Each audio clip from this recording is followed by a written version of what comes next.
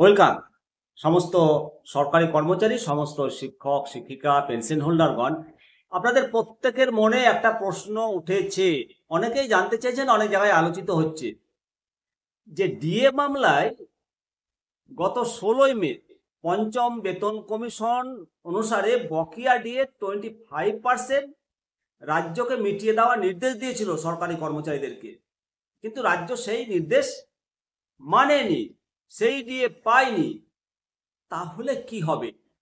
ইতিমধ্যে তো গত সোমবার শীর্ষ আদালত ডিএ মামলার শুনানি শেষ করে দিয়েছে এবং সুপ্রিম কোর্ট জানিয়েছে যে এই চলমান ডিএ মামলায় আর কোনো শুনানি হবে না। কারো কিছু বলার থাকলে সেটা লিখিত আকারে 3 সপ্তাহের মধ্যে মোট জমা দিতে হবে এবং এই ডিএ মামলার রায়দান রিজার্ভ রাখা হয়েছে।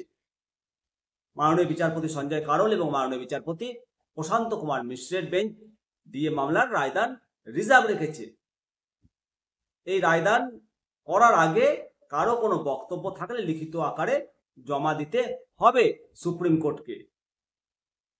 এই সুপ্রিম কোর্ট যে অন্তর্বর্তী নির্দেশ দিয়েছিল 25% ডিএ মিটিয়ে দেওয়ার, রাজ্য তো সেই নির্দেশ অমান্য করেছে। তাহলে রাজ্য সরকারের বিরুদ্ধে কোনো পদক্ষেপ হবে কি? এই প্রশ্ন হাজার হাজার কর্মচারীর মুখে মুখে ঘুরছে।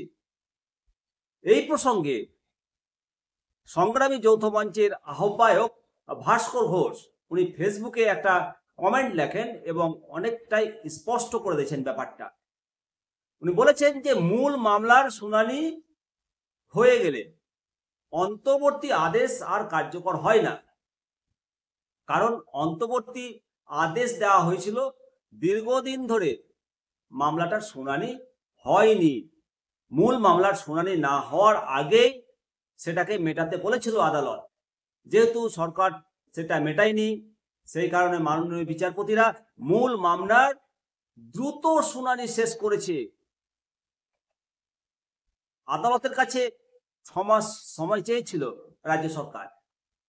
তারা পাশাপাশি যুক্তি জানিয়েছিল যে 2025-2026 অর্থবর্ষের বাজেটে বকেয়া দিয়ে সংক্রান্ত কোনো বরাদ্দ ছিল না।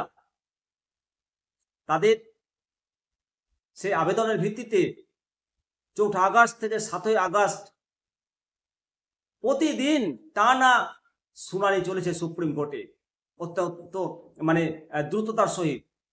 তারপর মাঝে 2 দিন পিছিয়ে গেছিল। গত সোমবার চূড়ান্ত শুনানি হয়েছে। বহু টানাপোড়েনের পর ডিএ মামলার শুনানি শেষ করেছে সুপ্রিম কোর্ট। আদালত সূত্রের খবর 2 সপ্তাহের মধ্যে রাজ্য সরকারকে লিখিত আকারে তাদের বক্তব্য সুপ্রিম কোর্টে জানাতে হবে। রাজ্যের জবাবের পরিপ্রেক্ষিতে মামলাকারী সংগঠন তারা বক্তব্য জানাবেন। তার 3 সপ্তাহের পর আদালত ডিএ মামলার চূড়ান্ত রায় ঘোষণা করবে, অর্থাৎ অক্টোবর মাসের শুরুতেই রায়দান করা হতে পারে বলেই আশা করা যাচ্ছে। অবশ্যই যে প্রশ্নটা ঘুরপাক খাচ্ছিল সবার কাছে স্পষ্ট হলো এবং রায়দান অক্টোবরের শুরুতেই হতে পারে। সেই রায়ের দিকে আমরা অধীর আগ্রহে চেয়ে রইলাম। ভালো থাকবেন, অবশ্যই কমেন্ট সেকশনে কমেন্ট করবেন, চ্যানেলটিকে সাবস্ক্রাইব করে রাখুন। জয় হিন্দ, জয় ভারত।